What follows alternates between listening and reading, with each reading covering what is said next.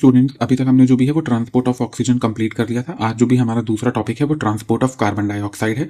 Transport of carbon dioxide में क्या होता है, हम लोग जो भी है वो कार्बन डाइऑक्साइड को ट्रांसपोर्ट करते हैं। इससे पहले भी मैंने आपको ट्रांसपोर्ट ऑफ ऑक्सीजन बताया था। ऑक्सीजन का ट्रांसपोर्ट जो भी है वो एल्वियोलाई से लेकर के टिश्यू तक होता है, पर कार्बन डाइऑक्साइड का ट्रांसपोर्ट जो भी है वो रिवर्स मैनर में होता है। ये चीज़ ऑलरेडी मैं आपको कई बार बता चुका हूँ। और वो जो भी ट्रांसपोर्ट है, वो ट्रांसपोर्ट जो भी होता है वो टिश्यू से लेकर के ऑक्सीजन टिश्यू से लेकर के एल्वियोलर सरफेस तक होता है, या फिर जो भी डिफ्यूजन मेम्ब्रेन है वहां तक होता है। The carbon dioxide is carried out by the haemoglobin as carbonium carbamino haemoglobin. जो भी कार्बन डाइऑक्साइड है उसे हीमोग्लोबिन ट्रांसपोर्ट करता है। आपको सबको पता है ऑक्सीजन जो भी है वो 97% जो भी है वो ट्रांसपोर्ट होती है, पर कार्बन डाइऑक्साइड जो भी है वो सिर्फ 20 to 25% ही हीमोग्लोबिन ट्रांसपोर्ट कर पाता है। और वो भी 20 to 25% किस फॉर्म में ट्रांसपोर्ट करता है, carbamino haemoglobin, about 20 to 25%। This binding is related to the partial pressure of carbon dioxide. ये जो भी बाइंडिंग होती है वो उसके पार्शियल प्रेशर पे रिलेटेड करती है। Partial pressure of oxygen is major factor which could affect this binding. अगर पार्शियल प्रेशर ऑफ ऑक्सीजन जो भी है वो एक मेजर फैक्टर होता है, अगर पार्शियल प्रेशर ऑफ ऑक्सीजन जो भी है वो ज्यादा है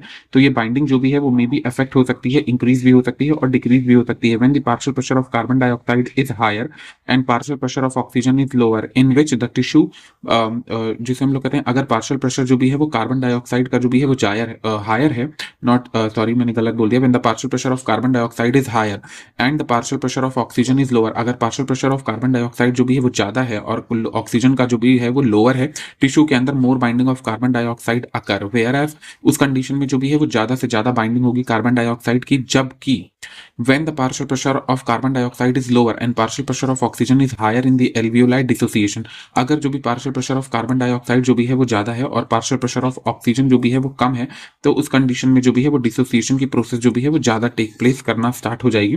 अभी तक इन्होंने क्या बोला है कि जो भी हमारी कार्बन डाइऑक्साइड होती है वो 20 to 25% जो भी है वही सिर्फ आरबीसी के थ्रू ट्रांसपोर्ट होती है, और वो भी कार्बमीनो हीमोग्लोबिन के फॉर्म में।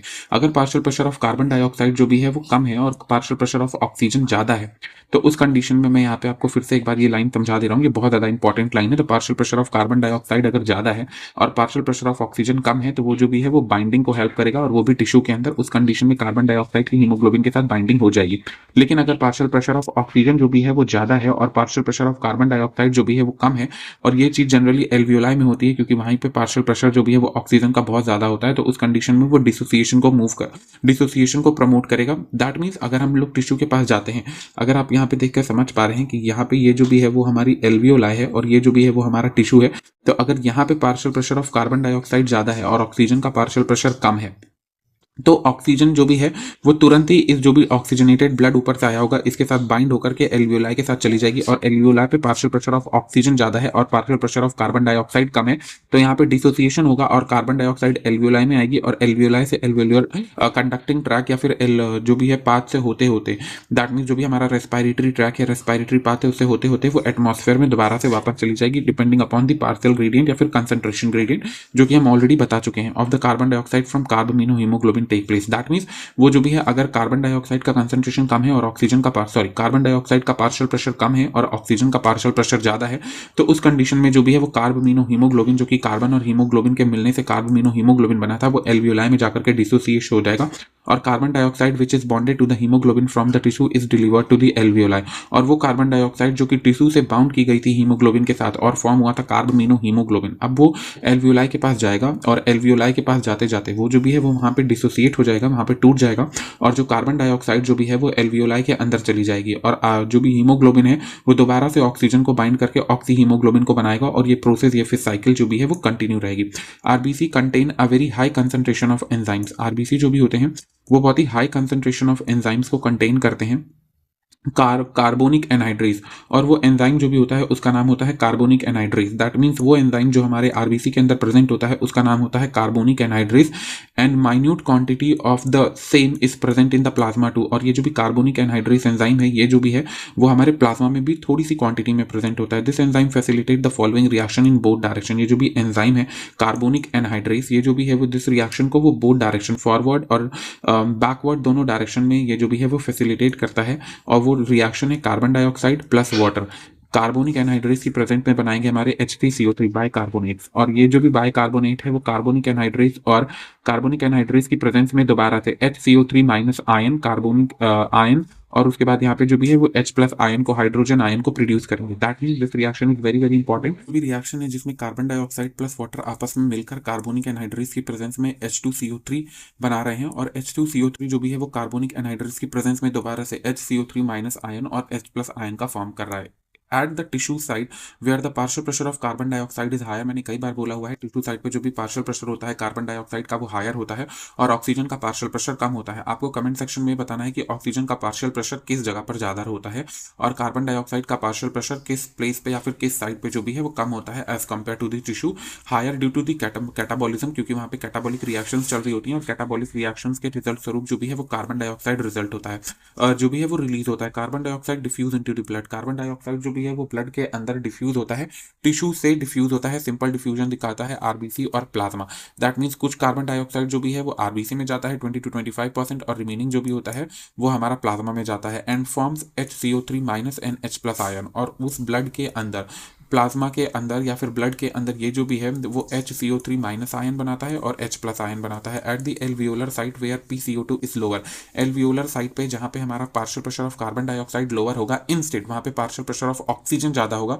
The reaction proceed in the opposite direction leading to the formation of, instead जहाँ पर हमारा partial pressure of carbon dioxide जो भी है वो लोअर होगा, दैट मीन्स वो साइट होगी हमारी एल्वियोलाई। क्यों? क्योंकि वहाँ पे पार्शियल प्रेशर ऑफ ऑक्सीजन ज्यादा है, क्योंकि एटमॉस्फेरिक ऑक्सीजन जो भी है वो अंदर को आई है। उस जगह पर ये डायरेक्शन, ये जो भी रिएक्शन है वो फॉरवर्ड को जाएगी। दैट मीन सॉरी, उस जगह पे ये रिएक्शन जो भी है वो अपोजिट डायरेक्शन में वो बैकवर्ड को जाएगी, फॉरवर्ड नहीं जाएगी। और वहां पर ये जो भी HCO3 माइनस आयन और H प्लस आयन है ये दोबारा से H2CO3 को बनाएगा और ये H2CO3 कार्बन डाइऑक्साइड और वाटर को दोबारा से फॉर्म कर देगा।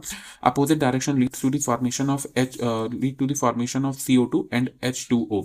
दस CO2 trapped as bicarbonate at a tissue level, जो भी हमारी CO2 जो भी है वो बाइकार्बोनेट के फॉर्म में ट्रैप हुई है टिश्यू लेवल के अंदर and transported to the alveoli is release out as carbon dioxide. जो भी हमारी टिश्यू लेवल पे हमारी जो कार्बन डाइऑक्साइड थी वो बाइकार्बोनेट के फॉर्म में ट्रैप्ड हुई थी, अब वो एल्वियोलाई साइड पे जाकर के कार्बन डाइऑक्साइड के फॉर्म में रिलीज आउट हो जाएगी, एल्वियोलाई में जाएगी और एल्वियोलाई से जो भी है वो फाइनली एटमॉस्फेयर में चली जाएगी, क्योंकि एटमॉस्फेरिक पार्शियल प्रेशर जो भी है वो 0.3 है।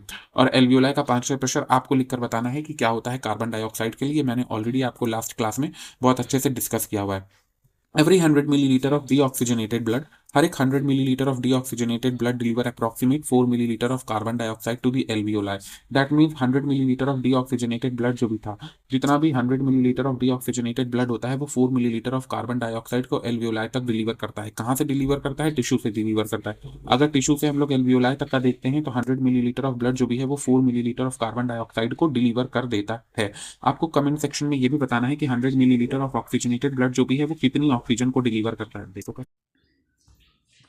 कुछ एक्स्ट्रा पॉइंट जो भी ट्रांसपोर्ट ऑफ कार्बन डाइऑक्साइड से रिलेटेड हैं और वो बहुत ज़्यादा इंपॉर्टेंट है, डायरेक्ट उससे क्वेश्चंस ऑलरेडी नीट एग्जाम्स में आए हुए हैं। तो यहाँ पे जो भी हमारा टॉपिक है वो कार्बन डाइऑक्साइड है, जो कि मैंने ऑलरेडी आपको बताया कि हमारा कार्बन डाइऑक्साइड जो भी है वो बाइकार्बोनेट आयन के फॉर्म में ब्लड के थ्रू जो भी है वो एक जगह से दूसरी जगह एक जगह से दूसरी जगह इन अ सेंस कि वो टिश्यू से लेकर के एल्वियोलाई तक जाता है, ताकि वहाँ पे जो भी है वो कार्बन डाइऑक्साइड को रिलीज आउट किया जा सके एटमॉस्फेयर के अंदर। The blood transports carbon dioxide comparatively easier because of its higher solubility. जो भी कार्बन डाइऑक्साइड की सॉलिबिलिटी होती है ब्लड के अंदर वो बहुत ही ज़्यादा हायर होती है एज कम्पेयर टू ऑक्सीजन, इसलिए जो भी हमारा ब्लड है वो कार्बन डाइऑक्साइड को काफ़ी ईजिली ट्रांसपोर्ट कर पाता है एक जगह से दूसरी जगह। फॉर एग्जाम्पल टिश्यू से लेकर के एल्वियोलाई, एक जगह से दूसरी जगह कहने का मतलब है कि वो टिश्यू से लेकर के एल्वियोलाई तक ही जाएगा। 3 ways in which the transport of carbon dioxide take place. ये चीज़ ऑलरेडी मैं आपको बोल चुका हूँ, 3 तरीके होते हैं जिसके थ्रू जो भी है वो हमारी कार्बन डाइऑक्साइड जो भी है वो एक जगह से दूसरी जगह जाती है। पहले तो हमारा ब्लड होता है, दूसरा आरबीसी हो सॉरी पहला तो जो भी हमारा आरबीसी होता है, दूसरा जो भी है वो हमारा प्लाज्मा होता है और तीसरा जो भी है वो बाइकार्बोनेट आयन के फॉर्म में होता है। सबसे पहला जो भी वे हम देखते हैं वो पढ़ते हैं इन डिजॉल्व्ड स्टेट। सबसे पहला जो भी होता है वो डिजॉल्व्ड स्टेट है, दैट मीन्स वो डिजॉल्व्ड स्टेट है तो इसका मतलब वो प्लाज्मा के अंदर डिजॉल्व होगी। Approximate 5 to 7% of the carbon dioxide is transported being dissolve in the plasma of the blood. Already मैं आपको बोल चुका हूँ, अगर डिजॉल्व स्टेट है तो इसका मतलब ये है कि वो प्लाज्मा के अंदर ही डिजॉल्व हुई होगी, और अगर वो प्लाज्मा के अंदर डिजॉल्व हो रही है तो इसका मतलब 5 to 7% कार्बन डाइऑक्साइड जो भी है वो प्लाज्मा के अंदर डिजॉल्व स्टेट में एक जगह से दूसरी जगह मूव करेगी। उसके बाद एज कार्बमीनो हीमोग्लोबिन, जब वो कार्बमीनो हीमोग्लोबिन के फॉर्मेट में मूव करेगी about 20 to 25% carbon dioxide react with amine group of the haemoglobin and form carbamino haemoglobin. About 20-25% of the carbon dioxide जो भी होती है वो आरबीसी के अंदर वो जो भी है वो हीम ग्रुप से जो रिएक्ट करती है, अमाइन ग्रुप से, not haem group, amine group से रिएक्ट करती है। और जब वो अमाइन ग्रुप से रिएक्ट करती है तो कार्बमिनो हीमोग्लोबिन को बनाती है। और थर्ड पार्ट होता है in the form of bicarbonates. Bulk of carbon dioxide is transported by plasma as bicarbonate. Majority of the carbon dioxide जो भी है जितना भी ये बच जाता है 20 से 25% और 5 to 7% इन एन अप्रॉक्स, ये जो भी 35% निकल जा रहा है, तो यहाँ पे जो 65% जो भी हमारी कार्बन डाइऑक्साइड ट्रांसपोर्ट हो रही है वो ट्रांसपोर्ट हो रही है बल्क में बाइकार्बोनेट आयन के फॉर्म में। तो दैट मीन्स हमने यहाँ पर अभी 3 वेज पढ़े। सबसे पहला वे ये था कि जब वो डिसॉल्व स्टेट में ट्रांसपोर्ट होती है, और डिसॉल्व स्टेट में भी 5 to 7% होती है प्लाज्मा में डिसॉल्व होकर। तो दूसरा पॉइंट हमने पढ़ा कार्बोमिनो हीमोग्लोबिन के फॉर्मेट में, जब भी हमारी carbon dioxide amine group of the haemoglobin से रिएक्ट करती है तो वो कार्बोमिनो हीमोग्लोबिन को बनाती है, और ये 20 to 25% होते हैं इन द फॉर्म ऑफ बाइकार्बोनेट। जब वो बाइकार्बोनेट के फॉर्म में मूव करती है, बल्क में मूव करती है, of carbon dioxide transported by plasma as bicarbonate. Carbon dioxide produced by the tissue diffuses into the RBC. Carbon dioxide जो भी है वो टिश्यू प्रोड्यूस करता है, वो हमारा आरबीसी के अंदर डिफ्यूज हो जाता है। टिश्यू भी हमारा कैटाबॉलिक रिएक्शन से प्रोड्यूस करता है। ये चीज़ मैं ऑलरेडी आपको अब पैसेजेस में समझा चुका हूँ कि जो भी कार्बन डाइऑक्साइड होती है, जैसे ही ऑक्सीजन वहाँ पर आती है तो टिश्यू जो भी है वो अपना कैटाबॉलिक प्रोसेसेस करता है, और कैटाबॉलिक प्रोसेसेस के रिजल्ट स्वरूप या फिर रिजल्टेंट जो भी बनता है वो कार्बन डाइऑक्साइड बनता है। तो वो जो भी है वो आरबीसी के अंदर डिफ्यूज हो जाती है, where it react with water to form carbonic acid. वहाँ पे जहाँ पे वो जाती है रिएक्ट करती है वाटर के साथ और वो कार्बोनिक एसिड को बनाती है। अगर वो आपको येलो वाली जो रिएक्शन थी वो याद है तो आपको बहुत अच्छे से पता होगा कि जहाँ पर लिखा हुआ था carbon dioxide plus water, carbon dioxide plus water in the presence of carbonic anhydrase, ये जो भी है वो कार्बोनिक एसिड को बनाती है।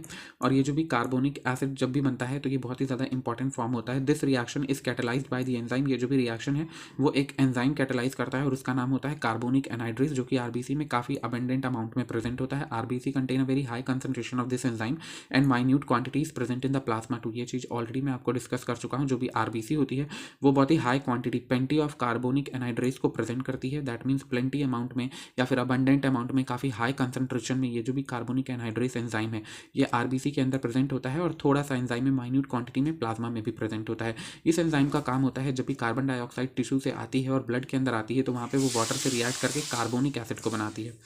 Now carbonic acid dissociate into hydrogen ion and bicarbonate. उसके बाद कार्बोनिक एनहाइड्रेस एंजाइम की प्रेजेंस में ही जो भी हमारा कार्बोनिक एसिड बना होता है H2CO3 जो चीज़ बनी होती है अब वो डिसोसिएट हो जाती है हाइड्रोजन आयन में और बाइकार्बोनेट्स आयन में। The hydrogen ion releases from the carbonic acid combined with the haemoglobin and form haemoglobinic acid. ये जो भी हाइड्रोजन आयन हमारा बाइकार्बोनेट से रिलीज हुआ है, ये जो भी हाइड्रोजन आयन हमारा कार्बोनिक एसिड से रिलीज हुआ है, ये हीमोग्लोबिन के साथ कंबाइन करता है और HHB को बनाता है, जिसे हम लोग कहते हैं haemoglobinic acid. Very very important point, ये हाइड्रोजन आयन कहाँ जाता है, ये हाइड्रोजन आयन जो भी है वो हीमोग्लोबिन के साथ रिएक्ट करता है और हीमोग्लोबिनिक एसिड को बनाता है। मैं एक बार फिर से रिकॉल कर दे रहा हूँ, जो भी कार्बन डाइऑक्साइड टिश्यू से आई होती है, टिश्यू में भी कैसे वहाँ पे जो भी होगा वो कैटाबॉलिक रिएक्शंस हुई होंगी।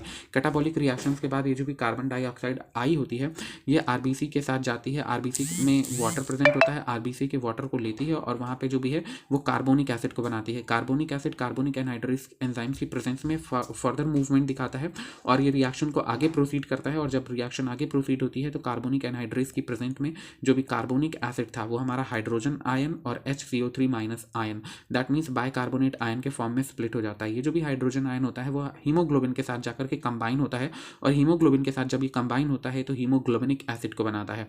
The majority of the bicarbonate ion formed with the erythrocyte diffuse out into the plasma along a concentration gradient.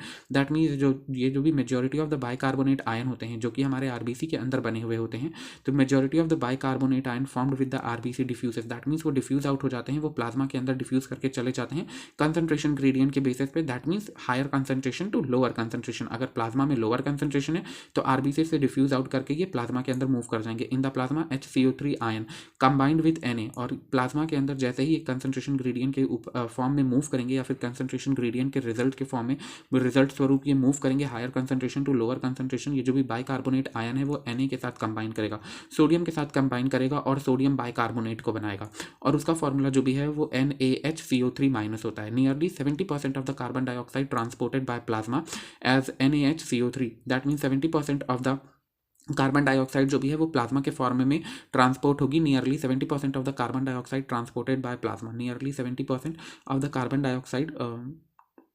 Dioxide transported by plasma as HCO3 form, that means जो भी 70% कार्बन डाइऑक्साइड होती है, nearly on an approx 70% carbon dioxide जो भी है वो plasma के form में ही ट्रांसपोर्ट की जाती है। In response to HCO3 minus ion, chloride ion diffuses from plasma into the erythrocyte of course to maintain the ionic equilibrium. That means जब HCO3 माइनस आयन जो भी है वो हमारा आरबीसी को छोड़ करके प्लाज्मा में जाएगा तो आरबीसी में जो भी है वो जो भी हमारा डिफ्यूजन है, आयोनिक बैलेंस है, वो डिस्टर्ब होगा और इसके रिजल्ट स्वरूप जो भी हमारा क्लोराइड आयन है, Cl माइनस आयन जो भी है वो प्लाज्मा से डिफ्यूज करके इराइथ्रोसाइट के अंदर आ जाएगा। दैट मीन्स आरबीसी से जो चीज़ डिफ्यूज आउट करके जाएगी वो हमारी होगी HCO3 minus ion, bicarbonate ion plasma के अंदर, और प्लाज्मा से जो चीज़ डिफ्यूज करके आरबीसी के अंदर आएगी ताकि आयोनिक बैलेंस मेंटेन किया जा सके वो चीज़ होगी हमारी क्लोराइड आयन। दस इलेक्ट्रोलिटिक न्यूट्रलिटी इज मेंटेन, इसी की वजह से जो भी होता है और ये जो भी है वो इलेक्ट्रोलिटिक न्यूट्रलिटी मेंटेन होती है। This is known as chloride shift और हैमबर्गर्स फिनोमेना। इसी को हम लोग क्लोराइड शिफ्ट के नाम से जानते हैं या फिर हैमबर्गर्स फिनोमेना के नाम से जानते हैं। हैमबर्गर्स फिनोमेना या फिर क्लोराइड शिफ्ट बहुत इंपॉर्टेंट पॉइंट है, इसके ऊपर डायरेक्ट ऑलरेडी क्वेश्चन आए हुए हैं। तो क्लोराइड शिफ्ट क्या होता है, जब हमारा HCO3 माइनस आयन इराइथ्रोसाइट से या फिर आरबीसी से डिफ्यूज आउट कर प्लाज्मा के अंदर चला जाता है तो आरबीसी के अंदर जो भी है वो माइनस चार्ज की कमी हो जाती है या फिर इलेक्ट्रिक न्यूट्रलिटी मेंटेन नहीं हो पाती। उसके रिजल्ट स्वरूप प्लाज्मा से Cl माइनस क्लोराइड आयन जो भी है वो आरबीसी के अंदर आता है ताकि इलेक्ट्रोकेमिकल न्यूट्रलिटी को मेंटेन किया जा सके। और जब इलेक्ट्रोकेमिकल न्यूट्रलिटी मेंटेन होती है इसी को हम लोग क्लोराइड शिफ्ट के नाम से जानते हैं या फिर हैमबर्गर्स फिनोमेना के नाम से जानते हैं। When the deoxygenated blood reaches the alveoli, जैसे ही डीऑक्सीजनेटेड ब्लड हमारा एल्वियोलाई के पास जाता है, carbamino haemoglobin and sodium bicarbonate because PCO2 is lower and PO2 is higher in the alveoli, ये जो भी है वो आपस में डिसोसिएट हो जाते हैं। वो लाइन यहाँ पे मिसिंग है। When the deoxygenated blood reaches the alveoli of the lung, जैसे ही डीऑक्सीजनेटेड ब्लड जो भी है वो लंग्स के एल्वियोलाई तक जाता है, जैसे ही डीऑक्सीजनेटेड ब्लड एल्वियोलाई तक जाता है लंग्स के, कार्बमिनो हीमोग्लोबिन जो भी है वो डिसोसिएट हो जाता है कार्बन डाइऑक्साइड और इराइथ्रोसाइट में, और सोडियम बाइकार्बोनेट जो भी है वो Na+ और HCO3 माइनस आयन के फॉर्म में डिसोसिएट हो जाते हैं। क्यों? क्योंकि वहाँ पे partial pressure of carbon dioxide जो भी है वो लोअर होता है और partial pressure of oxygen, not carbon dioxide, partial pressure of carbon dioxide lower होता है, instead partial pressure of oxygen जो भी है वो हायर होता है एल्वियोलाई के अंदर।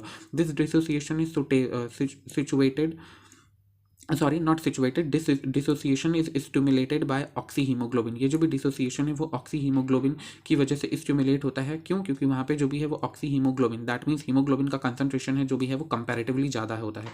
This carbon dioxide freed from and goes into atmosphere, ये जो भी कार्बन डाइऑक्साइड होती है वो हीमोग्लोबिन से फ्री कर दी जाती है। जो भी हमारा कार्बमिनो हीमोग्लोबिन था, अब वहाँ पे जो भी है वो हीमोग्लोबिन सेपरेट हो चुका है और कार्बन डाइऑक्साइड अलग हो चुका है और वो एटमॉस्फेयर में डाल दिया जाता है। The effect of oxy haemoglobin on the dissociation of this compound is known as Haldane effect. ये जो भी इफेक्ट होता है ऑक्सी हीमोग्लोबिन का dissociation of the compound is known as Haldane effect. Haldane effect क्या होता है? ऑक्सी हीमोग्लोबिन के प्रेजेंट होने की वजह से जब कार्बमिनो हीमोग्लोबिन आपस में डिसोसिएट होते हैं और डिसोसिएट होने के रिजल्ट स्वरूप वो कार्बन डाइऑक्साइड को बनाते हैं और साथ ही साथ वो ऑक्सीजन को बनाते हैं, तो उसे हम लोग हेल्डाने इफेक्ट के नाम से जानते हैं। तो मैं एक बार फिर से आपको बता दे रहा हूँ what is known as Haldane effect या फिर हेल्डाने इफेक्ट क्या होता है। हेल्डाने इफेक्ट तब होता है जब ऑक्सी हीमोग्लोबिन के प्रेजेंट की वजह से, जब हेल्डाने इफेक्ट वो होता है जब ऑक्सी हीमोग्लोबिन की वजह से डिसोसिएशन होता है कार्बमिनो हीमोग्लोबिन का, और कार्बमिनो हीमोग्लोबिन के डिसोसिएशन होने की वजह से कार्बन डाइऑक्साइड जो भी है वो अलग हो जाती है और हीमोग्लोबिन अलग हो जाता है। इस प्रोसेस को हम लोग हेल्डाने इफेक्ट के नाम से जानते हैं। In this reaction oxy haemoglobin act like a strong acid, इस रिएक्शन के अंदर जो भी है वो ऑक्सी हीमोग्लोबिन स्ट्रॉन्ग एसिड की तरीके से एक्ट करता है। It free H+ ion in the medium, ये जो भी है वो H+ आयन को मीडियम के अंदर फ्री करता है। Every 100 millilitre of deoxygenated blood deliver 4 millilitre carbon dioxide to alveoli. ये चीज़ मैं ऑलरेडी आपको समझा चुका हूँ। हर एक 100 मिलीलीटर ऑफ ब्लड जो भी होता है वो 4 मिलीलीटर ऑफ कार्बन डाइऑक्साइड को एल्वियोलाई तक डिलीवर करता है। तो अभी तक हमने इस जो भी एक्स्ट्रा पॉइंट में 2 इंपॉर्टेंट पॉइंट पढ़े हैं। सबसे पहला इंपॉर्टेंट पॉइंट ये कि जब हमारा हाइड्रोजन आयन जो भी हमारा ऑलरेडी डिसोसिएशन से बना होता है, जब कार्बोनिक एसिड डिसोसिएट होता है तो HCO3 माइनस आयन बनाता है और H+ आयन बनाता है। तो ये H+ आयन जो भी है वो हीमोग्लोबिन से कंबाइन होकर हीमोग्लोबिनिक एसिड बनाते हैं। What is known as chloride shift. Chloride shift क्या होता है? इलेक्ट्रोकेमिकल न्यूट्रलिटी को मेंटेन करने के लिए प्लाज्मा से क्लोराइड जब आरबीसी के अंदर जाता है, क्यों? क्योंकि आरबीसी से जो भी HCO3 minus ion bicarbonate ion जो भी है वो प्लाज्मा में मूव ऑन कर चुका होता है कंसंट्रेशन ग्रेडियंट के बेसिस पे। This is known as chloride shift या फिर हैमबर्गर्स फिनोमेना। और एक important point Haldane effect, oxy haemoglobin के प्रेजेंट होने की वजह से जब कार्बमिनो हीमोग्लोबिन डिसोसिएट होता है तो इसे हम लोग हेल्डाने इफेक्ट के नाम से जानते हैं। और ये जो भी है ऑक्सी हीमोग्लोबिन जो भी है वो स्ट्रॉन्ग एसिड की तरीके से बिहेव करता है और इट फ्री H+ आयन, और ये जो भी है वो H+ आयन को रिलीज करता है। Every 100 millilitre of deoxygenated blood, अगर हम 100 मिलीलीटर ऑफ डीऑक्सीजनेटेड ब्लड को लेते हैं तो वो 4 millilitre carbon dioxide alveoli truck transport करता है। सो अभी तक मैंने, आई होप कि आपको बहुत अच्छे से समझ में आ गया होगा। इसमें जो भी चीज़ है वो बहुत ज़्यादा इंपॉर्टेंट है, वो ये इंपॉर्टेंट है कि ट्रांसपोर्ट ऑफ ऑक्सीजन और साथ ही साथ ऑक्सीजन डिसोसिएशन कर्व ये बहुत इंपॉर्टेंट है, कार्बन डाइऑक्साइड का डिसोसिएशन बहुत इंपॉर्टेंट है, chloride shift is very very important, Haldane effect पे डायरेक्ट क्वेश्चन ऑलरेडी आ चुके हैं। सो मे होप ये जो भी मैं समझा रहा हूँ वो आपको समझाने का तरीका मेरा समझ में आ रहा होगा। अगर आपको कोई भी क्वेरी या फिर कोई और रिलेटेड कंसर्न है तो आप मुझे कमेंट में बता सकते हैं, या फिर अगर मैं इम्प्रूव करूँ अपना तरीका या फिर मेरे तरीके में कोई भी निगेटिवनेस है तो आप उसको भी जो भी है कमेंट सेक्शन में लिखकर मुझे बता सकते हैं। नेक्स्ट टॉपिक जो भी है वो रेगुलेशन ऑफ रेस्पायरेशन, कैसे हम लोग रेस्पायरेशन को रेगुलेट करते हैं। Human being have a significant ability to maintain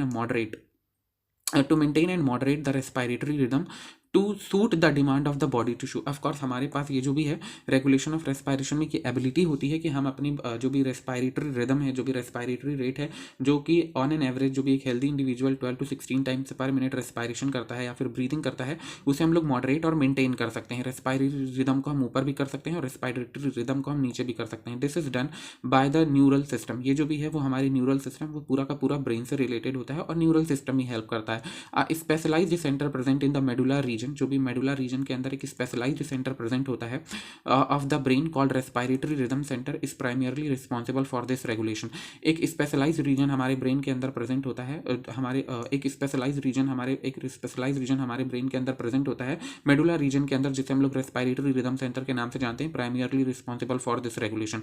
another centre present in the pons region, एक दूसरा सेंटर जो भी है मेडुला ऑब्लोंगेटा को छोड़कर पॉन्स रीजन में प्रेजेंट होता है, जिसे हम लोग न्यूमोटैक्सिक सेंटर के नाम से जानते हैं, और ये क्या काम करता है, रेस्पायरेटरी रिदम सेंटर को मॉडरेट करता है। दैट मीन्स एक सेंटर होता है मेडुला ऑब्लोंगेटा में जो कि हमारे ब्रेन के अंदर होता है, उसे हम लोग रेस्पायरेटरी रिदम सेंटर करते हैं, और इस रेस्पायरेटरी रिदम सेंटर को भी रेगुलेट करने के लिए एक पॉन्स के अंदर हमारा रीजन प्रेजेंट होता है ब्रेन में, जिसे हम लोग न्यूमोटैक्सिक सेंटर कहते हैं। दैट मीन्स ये जो भी न्यूमोटैक्सिक सेंटर है ये हमारे रेस्पायरेटरी रिदम सेंटर को मेंटेन या फिर रेगुलेट करता है। Neural signal from this centre can reduce the duration of the inspiration and thereby alter the respiratory rate. अगर इस सिग्नल से, दैट मीन्स अगर हमारे न्यूमोटैक्सिक सेंटर से न्यूरल सिग्नल्स निकलते हैं तो न्यूरल सिग्नल्स जो भी होते हैं वो इंस्पिरेशन को रिड्यूस कर सकते हैं और thereby respiratory rate को अल्टर कर सकते हैं, या फिर जो भी रेस्पायरेटरी रेट को इंक्रीज कर सकते हैं या फिर डिक्रीज कर सकते हैं। A chemosensitive area is situated adjacent to the rhythm centre. एक कीमोसेंसिटिव एरिया भी प्रेजेंट होता है रिदम सेंटर में, और रिदम सेंटर हमारा मेडुला ऑब्लोंगेटा में होता है, which is slightly sensitive to the carbon dioxide and hydrogen ion, जो कि स्लाइटली सेंसिटिव होता है कार्बन डाइऑक्साइड और हाइड्रोजन आयन के। Increase in this substance can activate the centre. अगर इन सब्सटेंस में जरा से भी इंक्रीमेंट होता है, फॉर एग्जांपल कार्बन डाइऑक्साइड हमारे ब्लड में इंक्रीज हो रहा है या फिर हाइड्रोजन आयन जो भी है वो हमारे ब्लड में इंक्रीज हो रहा है, तो ये जो भी क्या करता है वो सिग्नल भेजता है रिदम सेंटर को और make necessary adjustment in the respiration process in which the substance can be eliminated. Yes, तो वो जो भी है वो रिदम सेंटर को हम तुरंत ही सिग्नल भेजता है और रिदम सेंटर जो भी है वो नेसेसरी एडजस्टमेंट को करता है रेस्पायरेटरी प्रोसेसेस के अंदर। और ये जो भी हमारे टॉक्सिक सब्सटेंसेज हैं जो कि हमारी बॉडी में इंक्रीज हो रहे हैं, for example carbon dioxide and hydrogen ion, इनको अकॉर्डिंगली चेंज किया जाता है और प्रोसेस को नॉर्मल रेट पे दोबारा से लेकर आया जाता है। Respirators associated with receptors associated with aortic arch and carotid artery also recognize change in CO2 and H plus ion concentration and send necessary signals to the rhythmic center for redeemal actions. That जो कुछ receptor associated with aortic arch, कुछ receptors जो भी होते हैं वो हमारे erotic arch में भी प्रेजेंट होते हैं और कैरोटिड आर्टरी में प्रेजेंट होते हैं, जो कि चेंज ऑफ कार्बन डाइऑक्साइड और H प्लस आयन को तुरंत ही रिकॉग्नाइज करते हैं और नेसेसरी सिग्नल जो भी है वो rhythmic centre that means medulla oblongata को भेजते हैं, ताकि उसे चेंज कर या फिर उसे मेंटेन कर करके जो भी नॉर्मल प्रोसेस है उसे बैक टू पाथ लेकर आया जा सके। The role of oxygen in the regulation of respiratory rhythm centre is quite significant. जो भी रोल होता है ऑक्सीजन का रेस्पायरेटरी रिदम सेंटर को मेंटेन करने में वो क्वाइट इनसिग्निफिकेंट होता है। दैट मीन्स ऑक्सीजन जो भी है वो कोई भी रोल प्ले नहीं करती किसी भी फॉर्मेट में। इंस्टेड उसकी जगह पे कार्बन डाइऑक्साइड रोल प्ले करती है, या तो फिर इंक्रीज या फिर डिक्रीज करने में, या फिर कौन रोल प्ले करता है, हाइड्रोजन H प्लस आयन, जिसके इंक्रीज या फिर डिक्रीज होने की वजह से जो चीज़ें डिटेक्ट हो रही थी वो हमारी कीमोसेंसिटिव एरिया के अंदर डिटेक्ट हो रहा था। राइट। तो जो भी हमारा रेस्पिरेटरी रिदम सेंटर होता है, मैंने आपको ऑलरेडी बता दिया है, जो भी रेगुलेशन ऑफ रेस्पिरेशन होता है वो 3-4 टाइप में होता है। रेस्पिरेटरी रिदम सेंटर जो कि मेडुला ऑब्लोंगेटा में होता है, और इस रेस्पिरेटरी रिदम सेंटर को कंट्रोल करने के लिए भी पॉन्स में एक रीजन प्रेजेंट होता है। कुछ पॉन्स के पास कीमोसेंसिटिव एरियाज प्रेजेंट होते हैं जो कि कार्बन डाइऑक्साइड और हाइड्रोजन आयन के इंक्रीज को डिटेक्ट कर लेते हैं, और कुछ एसोसिएटेड रिसेप्टर्स होते हैं जो कि कैरोटिक आर्च और कैरोटिड आर्टरी में रिकॉग्नाइज होते हैं अगर कार्बन डाइऑक्साइड और हाइड्रोजन आयन का कंसंट्रेशन इंक्रीज हो रहा है। तो ये तो मैंने एनसीईआरटी की लाइंस पढ़ी, कुछ एक्स्ट्रा पॉइंट भी पढ़ लेते हैं जो जिससे क्वेश्चंस डायरेक्टली आते हैं या फिर जिनकी प्रोबेबिलिटी होती है डायरेक्ट क्वेश्चंस आने की। रेगुलेशन ऑफ रेस्पिरेशन, कैसे रेस्पिरेशन जो भी है वो रेगुलेट होता है। फॉलोइंग ग्रुप रेगुलेट रेस्पिरेशन, ये कुछ ग्रुप्स हैं जो रेस्पिरेशन को रेगुलेट करते हैं। The dorsal respiratory group is present in the dorsal portion of the medulla oblongata. Yes, dorsal respiratory group वो जो मेडुला ऑब्लोंगेटा में प्रेजेंट था, और मेडुला ऑब्लोंगेटा में ही हमारा रेस्पिरेटरी रिदमिक सेंटर प्रेजेंट होता है। The signal from this neural generate the basic respiratory rhythm. इस सेंटर, इस जगह से जो भी सिग्नल्स जनरेट होते हैं वो बेसिक रेस्पिरेटरी रिदम को जनरेट करते हैं। The nervous signal releases from this group is transmitted to the diaphragm. जो भी नर्वस सिग्नल्स यहाँ से रिलीज होते हैं वो जो भी है वो डायफ्राम में जाते हैं और एक्सटर्नल इंटरकॉस्टल मसल्स में जाते हैं और इंस्पिरेशन को इंक्रीज करते हैं, और इंस्पिरेशन की रेट को या तो इंक्रीज करते हैं या तो फिर वो डिक्रीज कर देते हैं। एक बार फिर से मैं पढ़ दे रहा हूँ इसे। The dorsal respiratory group is present in the dorsal portion of the medulla oblongata. The signal from this neural generate the basic respiratory rhythm. वो बेसिक रेस्पिरेटरी रिदम को जनरेट करते हैं। The neural signal releases from this group is transmitted to the diaphragm और external intercostal muscles. दूसरा जो भी होता है the ventral respiratory group. The ventral respiratory group of the neuron is located एंटीरियोलेटरल to the dorsal respiratory group. Dorsal respiratory group के जो भी एंटीरियोलेटरल present होता है वो वेंट्रल रेस्पिरेटरी ग्रुप होता है। During normal respiration it remain inactive. जब भी एक नॉर्मल रेस्पिरेशन हो रहा होता है या फिर इंस्पिरेशन हो रहा होता है तो उस कंडीशन में जो भी है ये प्रोसेस जो भी है वो रिमेन इनएक्टिव रहती है। तीसरा point, the pneumotaxic centres. Pneumotaxic centres मैंने ऑलरेडी बोला हुआ है। न्यूमोटैक्सिक सेंटर्स कहाँ पे प्रेजेंट होते हैं, वो पॉन्स में प्रेजेंट होते हैं। The pneumotaxic centres is located in pons. ये चीज ऑलरेडी मैं बता चुका हूँ, और ये जो भी है वो रेस्पिरेटरी रिदमिक सेंटर के फंक्शंस को रेगुलेट करता है। It is called switch off point of the inspiration. ये जो भी है वो स्विच ऑफ पॉइंट के नाम से जाना जाता है। दैट मीन्स न्यूमोटैक्सिक सेंटर को हम लोग switch off point of the inspiration के नाम से जानते हैं। The neural signal from this centre can reduce the duration of inspiration and thereby alter the respiratory rate. अगर इस जगह से अगर हमारा न्यूमोटैक्सिक सेंटर से सिग्नल्स जाते हैं तो ये क्या काम करता है, अगर सिग्नल्स जाता है तो ये जो भी है वो इंस्पिरेशन के रेट को रिड्यूस कर देता है, और जिसकी वजह से हमारा रेस्पिरेटरी रेट अल्टर हो जाता है। When this centre send strong signal then lungs are filled partially. अगर ये सेंटर जो भी है वो स्ट्रॉन्ग सिग्नल्स को भेजता है तो लंग्स जो भी हैं वो पार्शियली फिल आउट हो जाती हैं। उसके बाद यहाँ पे लिखा हुआ है Hering Breuer reflex arc in the wall of the terminal bronchioles and artery stretch receptors are present. जो भी हमारे टर्मिनल ब्रोंक्यूल्स होते हैं, क्योंकि टर्मिनल ब्रोंक्यूल्स तक आपको बहुत अच्छे से पता होगा क्या चीज़ प्रेजेंट होती है, राइट, उसको आपको लिखना है, और क्या चीज़ जो भी है वो रेस्पिरेटरी ट्री के अंदर एब्सेंट होती है। ये चीज़ ऑलरेडी मैं आपको प्रीवियस लेक्चर्स में काफ़ी अच्छे से समझा चुका हूँ। इन the wall of terminal bronchioles and artery, that means जो भी टर्मिनल ब्रोंक्यूल्स होती हैं और जो आर्टरी होती हैं वहाँ पे स्ट्रेच रिसेप्टर्स प्रेजेंट होते हैं विच आर नॉर्मली इनएक्टिव, जो कि नॉर्मली इनएक्टिव रहते हैं but become active when alveoli are filled with maximum air. और वो एक्टिव हो जाते हैं जब एल्वियोलाई जो भी है वो मैक्सिमम एयर से भर जाए। This reflex is now become activated and send inhibitory signal. ये जो भी रिफ्लेक्स होता है, जैसे वो स्ट्रेच रिसेप्टर्स जो भी हैं वो फिल हो जाते हैं एल्वियोलर एयर से, तो ये जो भी रिफ्लेक्स है वो तुरंत एक्टिवेट हो जाता है और इनहिबिटरी सिग्नल्स को भेजता है रेस्पिरेटरी सेंटर पे to switch off the inspiration, ताकि इंस्पिरेशन को रोका जा सके। This prevent the alveoli from over stretching and bursting.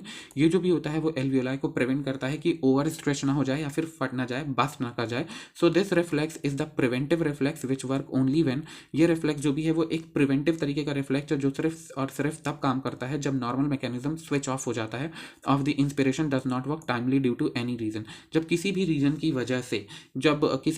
वजह से, नॉर्मल मैकेनिज्म जो भी होता है वो इंस्पिरेशन का वो वर्क नहीं कर पाता, तो उस कंडीशन में ये मैकेनिज्म जो भी है वो एक्टिव होता है। The activity of respiratory centre is also affected by body temperature and blood pressure.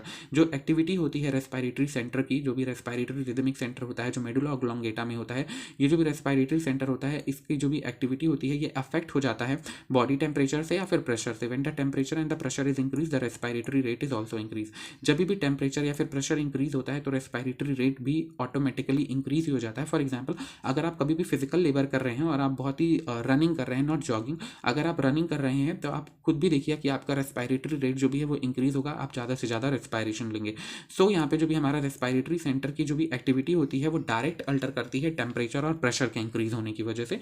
Temperature और प्रेशर के इंक्रीज होने की वजह से रेस्पिरेटरी रेट भी इंक्रीज हो जाता है। आई होप ये जो भी रेस्पिरेटरी मैकेनिज्म ऑफ रेस्पिरेशन है या फिर रेगुलेशन ऑफ रेस्पिरेशन है ये आपको समझ में आया होगा। इसे ऑलरेडी डायरेक्ट क्वेश्चंस आए हुए हैं, सो प्लीज़ इसे बहुत अच्छे से पढ़िएगा। कुछ डिसऑर्डर्स एंड डिजीज विच जो कि हमारे रेस्पिरेटरी सेंटर से रिलेटेड होती हैं। सबसे पहला होता है अस्थमा। अस्थमा हम सब जानते हैं, हमें डिफिकल्टी होने लग जाती है ब्रीदिंग में, क्योंकि वहाँ पे जो भी इन्फ्लेमेशन आ जाती है ब्रोंकाई और ब्रोंक्यूल्स के अंदर, वीजिंग होती है, मीन्स खांसी जैसी घड़घड़ाहट सी आवाज़ आती है। और अस्थमा एक बहुत ही कॉमन बीमारी है, हम सब अस्थमा के बारे में जानते हैं। एम्फाइसीमा जो भी है वो एक क्रॉनिक डिसऑर्डर है जो कि रेस्पिरेटरी सरफेस के डिक्रीज होने की वजह से, दैट मीन्स जो लोग सिगरेट या फिर स्मोकिंग या फिर कुछ ऐसे चीज़ों को यूज़ करते हैं जो कि हमारे रेस्पिरेटरी सिस्टम के लिए ठीक नहीं होते हैं, उनसे रेस्पिरेटरी सरफेस जो भी है वो डिक्रीज होती है, तो वो जो भी डिजीज़ कहलाती है वो एम्फाइसीमा कहलाती है। सबसे पहला जो भी है वो asthma. Asthma is difficulty in breathing. Asthma जो भी है वो डिफिकल्टी इन ब्रीदिंग है, दैट मीन्स जब जिस भी पर्सन को अस्थमा होगा या फिर जो भी पर्सन अस्थमा से सफ़र कर रहा होगा उसे ब्रीदिंग में बहुत ही ज़्यादा डिफिकल्टी होगी, वो सही से सांस नहीं ले पाएगा और ब्रीदिंग में डिफिकल्टी होगी। कॉज इज वीजिंग, घड़घड़ाहट की आवाज़ आएगी, वीजिंग होगी due to inflammation of bronchi and bronchioles. That means क्यों वीजिंग होगी, क्यों अजीब सी आवाज़ आएगी, क्यों घड़घड़ाहट की आवाज़ आएगी, क्योंकि वहाँ पे जो भी है वो इन्फ्लेमेशन होकर रखा हुआ है ब्रोंकाई का और ब्रोंक्यूल्स का। नेक्स्ट डिजीज जो भी है वो emphysema is a chronic disease. Emphysema जो भी है वो एक क्रॉनिक डिजीज है, धीरे धीरे होने वाली डिजीज है, in which the alveolar walls are damaged due to which respiratory surfaces decrease. Of course emphysema जो भी है एक क्रॉनिक डिजीज है, इसके अंदर एल्वियोलर वॉल जो भी है वो डैमेज हो जाती हैं और एल्वियोलर वॉल के डैमेज होने की वजह से जो भी रेस्पिरेटरी सरफेस है वो रिड्यूस हो जाता है या फिर डिक्रीज हो जाता है। One of the major cause of this is cigarette smoking, और इसका जो भी एक मेजर कॉज है वो सिगरेट स्मोकिंग ऑलरेडी यहाँ पे इन्होंने मेंशन किया हुआ है। And the third and the last disease is occupational respiratory disease. In certain industries occupational respiratory की हम किस ऑक्यूपेशन से जुड़े हुए हैं, in certain industry specially those involve grinding और स्टोन ब्रेकिंग, वो इंडस्ट्रीज जहाँ पर स्टोन ब्रेक किए जाते हैं या फिर ग्राइंडिंग की जाती है, रगड़ा जाता है, so much dust is produce that the defence mechanism of our body can not fully cope up with situation. तो इतनी ज़्यादा डस्ट प्रोड्यूस होती है वहाँ पे, इतनी ज़्यादा धूल मिट्टी होती है कि जब हम रेस्पायर करते हैं तो वो स्मॉल डस्ट पार्टिकल जो भी है वो हमारे नोज से होते हुए, हमारे रेस्पिरेटरी पैसेज से होते हुए हमारे लंग्स तक आ जाते हैं। और जो भी हमारे लंग्स का डिफेंस मैकेनिज्म है कि जो भी बाहर का फॉरेन एजेंट जो भी हमारी लंग्स में एंटर करेगा उससे वो कोप अप नहीं कर पाता। Long exposure can give rise to inflammation leading to fibrosis. अगर ये इस जगह पे हम लोग लॉन्ग एक्सपोजर रहता है या फिर हम कंसिस्टेंट वहीं पे काम करते जाते हैं तो वहाँ पे जो भी क्या करते हैं हमारे लंग्स जो भी है वो इन्फ्लेमेशन करते हैं या फिर फाइब्रोसिस हो जाती है, and this causes serious lungs damage. और इसकी वजह से जो भी है वो एक सीरियस लंग्स डैमेज होता है। क्यों? क्योंकि इतनी ज़्यादा डस्ट होती है और हमारा जो भी डिफेंस मैकेनिज्म है वो लंग्स का वो उसके ऊपर कोप अप नहीं कर पाता। Workers in such industry should wear protective mask, और जो भी वर्कर्स वहाँ पे होते हैं वो उन्हें एक प्रोटेक्टिव मास्क ज़रूर यूज़ करना चाहिए ताकि उन्हें कोई भी प्रॉब्लम लंग से रिलेटेड या फिर ऑक्यूपेशनल रेस्पिरेटरी डिसऑर्डर्स ना हो। Thank you. आई होप आपको ये बहुत अच्छा समझ में आया होगा। ये पूरा चैप्टर मैंने अपने साइड से पूरी कोशिश की है आपको अच्छे से अच्छा समझाने की।